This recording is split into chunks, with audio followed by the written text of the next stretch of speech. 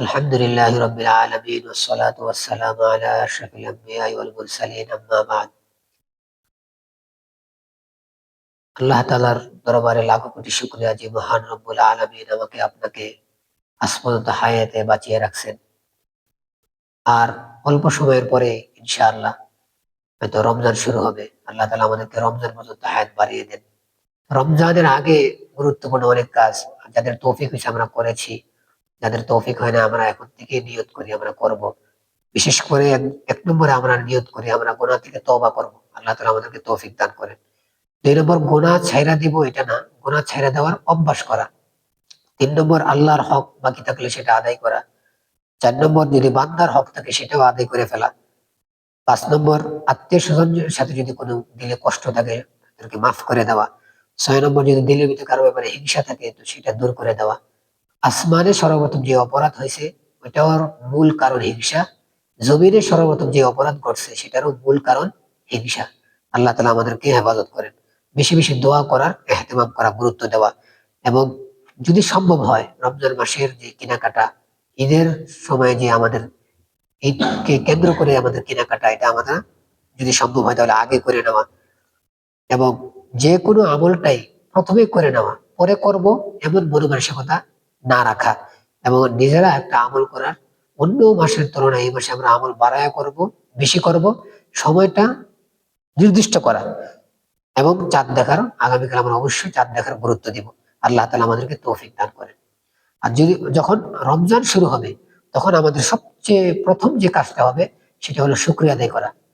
কারণ শয়তান মানুষকে ওয়াসওয়াসা দেয়, আমল থেকে দূরে রাখে। কিন্তু সবচেয়ে বেশি মেহনত শয়তান যেটা করে সেটা হলো অকৃতজ্ঞ বানায় দেয় মানুষকে। কোরআনে পাকে শয়তানের কথাটা আল্লাহ নকল করছে। শয়তান বলছে, "ওয়ালা তাজিদু আকসারাহুম শাকিরিন।" আপনার বান্দা বেশিরভাগ পাইবে না, আপনি শুকরিয়া আদায় করবেন না। তাহলে আমরা যদি শুকরিয়া আদায় না করি শয়তানের ফাঁদে আমরা পড়ে যাব। আল্লাহ তাআলা আমাদেরকে হেফাজত করেন। ২ নম্বর যত নামাজ আছে, ফরজ নামাজ এগুলো আমরা জামাতের সহিত আদায় করব।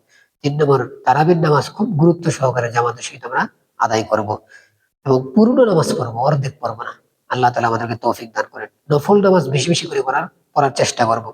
তাহাজ্জুদ, ইশরাক, চাশত, আওয়াবিন, সলাতুত তাসবিহ, তাহিয়াতুল ওযু, তাহিয়াতুল মসজিদ এবং সলাতুত তাওবা এগুলো আমরা বেশি, বেশি করে পড়ার চেষ্টা করব।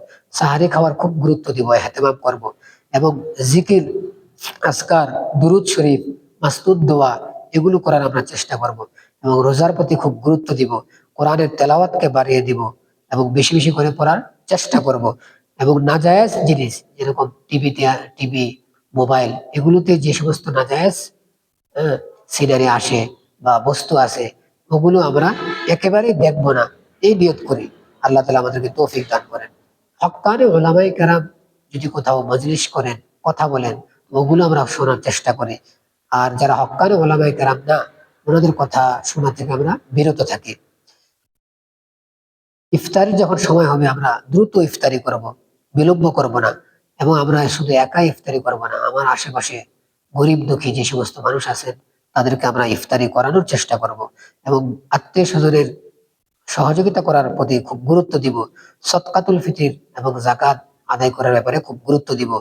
শেষ দশকে ইতিকাফ করার এখন থেকে আমরা প্রস্তুতি নেওয়ার চেষ্টা করি এবং কদরের রাত্র তালাশ করার জন্য আমরা এখন থেকেই প্রস্তুতি নিই এবং যদি কোনো ব্যক্তির আন্ডারে অন্য কোনো ব্যক্তি কাজ করে, তার অধীনস্থ ব্যক্তি থাকে, তো নিয়ত করি আমরা রমজানকে কেন্দ্র করে তার কাজ কিছুটা আমরা কমিয়ে দিব। এটা নিয়ত করি এবং আমরা এটা নিয়ত করি তার সেলারি মাস শেষে যে তার বেতন আছে এটা আমি কিছুটা অন্য মাসের তুলনায় বাড়িয়ে দিব। এটা আমরা নিয়ত করি। আরেকটা বিষয় আমরা যারা ব্যবসায়ী আছি নিয়ত করি আমরা অন্য মাসের তুলনায় এই মাসে আমরা একটু লাভ কমাইয়া করব মানুষের ফায়দার জন্য, আসানের জন্য এবং আমরা নিয়ত করি অন্য মাসে আমরা বেশি রাত্র জাগিয়া ইবাদত বন্দেগী বেশি হয় না আমাদের। রমজান মাসে বেশি, বেশি করে জাগার চেষ্টা করি এবং প্রতি বৎসরেই নিয়ত করি আমি যেই পরিমাণ তেলাওয়াত শিখছি কোরআনের এই রমজানের জন্য আমার তেলাওয়াতটা একটু বাড়ে।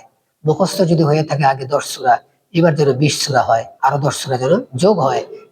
এই নিয়তটা করি। তাহলে প্রতি রমজানে যদি আমার উন্নতি হয় তো আস্তে, আস্তে আমার ইবাদত বন্দেগীতে যোগ হবে এবং আমার আমল দিন, দিন উন্নত হবে। কোরআনে পাকে আল্লাহ তাআলা বলছেন, শুধু ইবাদতের জন্য বানাইছেন আমাদেরকে এমন না। আরেক আয়াতে আল্লাহ বলছেন, "আল্লাযী খালাকাল মাউতা ওয়াল হায়াতা লিয়াবলুয়াকুম আইয়ুকুম আহসানু আমালা, কে সুন্দর আমল করতে পারে, এটা দেখার জন্য আল্লাহ তাআলা বানাইছেন। শুধু আমল করলে হবে না, আমলটা যেন সুন্দর হয়, বাড়ে, এটার প্রতিও খেয়াল রাখবো।